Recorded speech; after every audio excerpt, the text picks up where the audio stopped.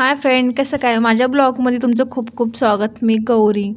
संध्याकाळी काल वॉकिंगला गेले होते. वॉकिंगवरनं येत नाही तर माझ्या मागे कामं असतात. म्हणजेच कसं, काल कपडे धुतले होते ना, त्यातले काही कपडे ओले होते आणि काही सुकलेले होते. तर मी सुकेल कपड्याचे फोल्ड केलं, नाही फोल्ड केले आणि ते तसेच पडून राहतात माझे कपडे. तर नंतर मग ते होत नाही. तर एक जग होता माझ्या पितळाचा, तो मी त्यात डेली आम्ही पाणी येतो कॉपरचा, त्याला धुतला म्हणजे कसं, पितांबरनं धुतलं तर डागं पडतात. त्यासाठी मी नमक आणि लिंबू घेतलं, त्याने साफ केला, त्याने खूप भारी निघला आणि चमकला.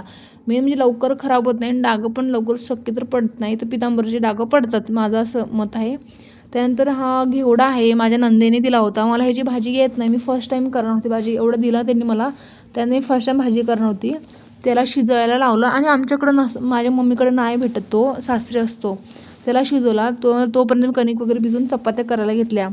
चपात्या आणि स्वयंपाक हा डेलीचा आहे आपलं काम. ह्याला नाही पण म्हणता येत नाही, ह्याला हो पण म्हणता येत नाही. ते काम करावंच लागतं.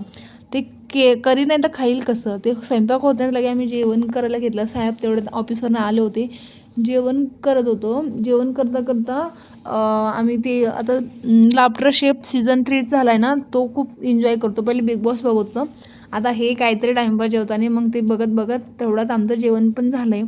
जेवण होत नाही तर काम बघायचं म्हटलं की भांडी जर रात्री घासली नाही तर सकाळी खूप थंडी वाजते. सकाळी मला क्लास असतो ब्युटीचा, त्याच्यामुळं रात्रीच किचन साफ आणि भांडी घासून नंतर ड्रायफ्रूट वगैरे भिजू घातले आणि असा संपला आजचा दिवस माझा. Bye, good night.